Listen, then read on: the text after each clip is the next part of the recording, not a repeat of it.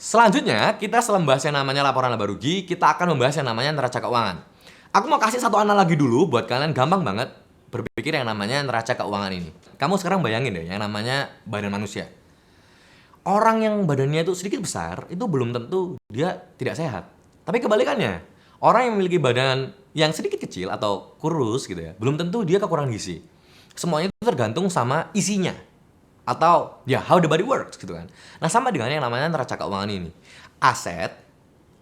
Jadi sebelum kita bahas dulu yang namanya aset ya.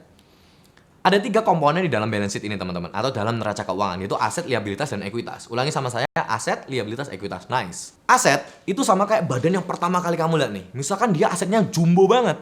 Berarti badannya dia jumbo banget. Kalau asetnya dia kecil, berarti badannya kecil banget. Tapi belum tentu.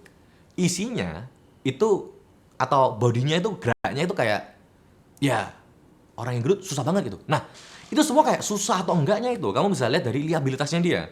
Jadi liabilitas itu lebih ke dalamnya badan itu seperti apa, atau badan itu punya kewajiban yang banyak banget enggak. Misalkan gini nih, orang yang badannya sedikit gede mungkin dia kayak organ tubuhnya itu butuh bekerja lebih banget. Nah sama dengan liabilitas atau kewajiban dalam badan ini.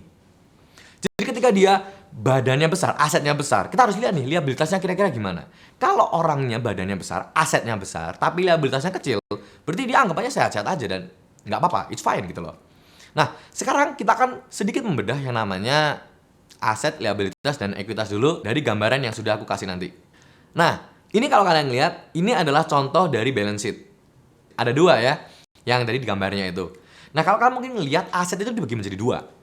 Liabilitas juga dibagi menjadi 2. Tapi ekuitas cuma ada 1 doang nih. Terus maksudnya gimana? Jadi aset itu ada 2 teman-teman. Aset lancar dan aset tidak lancar. Aset yang lancar itu adalah aset yang bisa dicairkan atau aset yang bisa kita jual kurang dari 1 tahun. Contohnya adalah kas yang paling gampang. Kayak misalkan kita kalau butuh kas ya kita cuma tinggal 1 minggu doang pakai. Itu aset lancar. Kalau aset tidak lancar itu adalah aset yang bisa dicairkan lebih dari 1 tahun. Contohnya apa?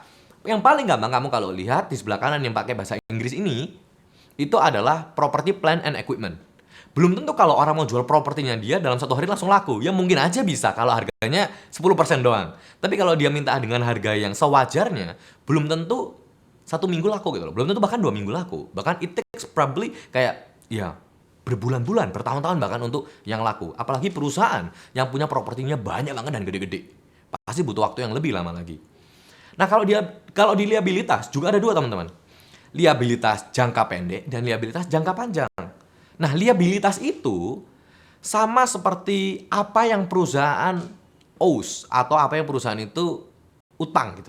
Apa yang perusahaan kewajibannya dia itu gimana. Nah, kenapa gitu kan?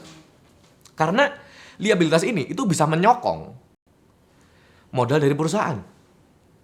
Kalau kita bedah sedikit sekarang ya. Aset itu adalah apa yang perusahaan miliki. Gampangannya gimana? Gampangannya adalah aset ini berasal ya dari perusahaan. Jadi memang kan aset itu adalah punya perusahaan dan aset-aset itu dikontrol sama perusahaan langsung. Untuk apa? Untuk gunanya adalah aset ini untuk masa depan itu kira-kira dia bisa menghasilkan berapa. Maka itu namanya aset, ya kan? Jadi sudah dimiliki perusahaan, dikontrol untuk menghasilkan keuntungan di masa depan nanti. Kalau liabilitas itu adalah kita untuk menokong atau mendukung dari aset-aset ini gitu loh.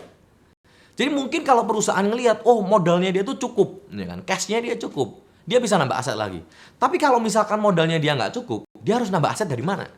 Dia harus nambah aset mungkin dari modal sendiri, nanti akan kita dibahas habis gini yang namanya ekuitas, atau dia berhutang. Nah hutang ini dia akan dimasukkan atau dicatat kalau di PSAK yaitu di liabilitas. Nah sekarang kalau misalkan nih, kita udah tahu asetnya, good ya kan, kita sudah tahu liabilitasnya. Nah, berarti yang terakhir ekuitas itu apa, Sel? Ekuitas itu merepresentasikan sebuah modal dari perusahaan. Modal dia sendiri. Jadi, kalau kita ngomongnya itu, dia itu adalah modal dari shareholder atau pemegang saham. Ya kan? Nah, rumusnya itu gampang banget, teman-teman. Aset itu bisa dihasilkan, berarti aset sama dengan liabilitas ditambah dengan ekuitas. Kita ulangi ya. Jadi aset itu sama dengan liabilitas sama ekuitas. Loh, Sel, boleh nggak aset dikurangi liabilitas sama dengan ekuitas? Sama, nggak apa-apa ya. Itu hanya cuma perencanaan.